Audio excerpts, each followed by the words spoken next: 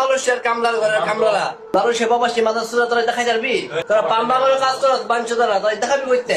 পুরো বাংলাদেশের 3 কোটি প্রবাসী যখন বাংলাদেশের বিভিন্ন নিয়ম কানুনের জালে আবদ্ধ হয়ে দুশ্চিন্তায় দিন পার করে, হতাশায় দিন পার করে, সেখানে এদের মতো কিছু ভোররাত্রে বীজ ফেলে জন্ম নেওয়া সৌদি শেখের বেটাদের কথা শুনলে মাথার চান্দি গরম হয়ে যায়। বলে কি সৌদি শেখের বেটা, মালয়েশিয়াতে যারা পাম বাগানে কাজ করে তাদের বেতন জানিস? যারা পাম বাগানে কাজ করে তাদের ন্যূনতম বেতন আসে মাসে 3500-3600 রিঙ্গিত, যেটা এখন 1 রিঙ্গিত সমান প্রায় 30 রিঙ্গিত। হিসেব করে দেখ, তুই যে খাবারটা খাচ্ছিস সেটা হয়তো তোর একদিনের ফোটানি, কিন্তু মালয়েশিয়ার জমিনে যে সমস্ত বাঙালি ভাইরা পাম বাগানে কাজ করে তারা চাইলে এমন খাবার অহরহ খাইতে পারে, বুঝছস? মানুষের সম্মান দিতে শিখবি। তোদের মতো কিছু কুলাঙ্গার দুবাই শেখের বেটার কারণে বাংলাদেশের প্রবাসীদের এত অবহেলা এবং অবজ্ঞা সহ্য করতে হয়। যারা সৌদিতে বসবাস করেন এই সমস্ত কুলাঙ্গার গুলা যদি চোখে পড়ে পায়ের জুতা খুলে মানুষ বানাই দিবেন, মানুষের কাছে হিরো হয়ে যাবেন, মানুষ আপনাদেরকে বাহবা দিবে, হাততালি দিবে, বুঝছেন?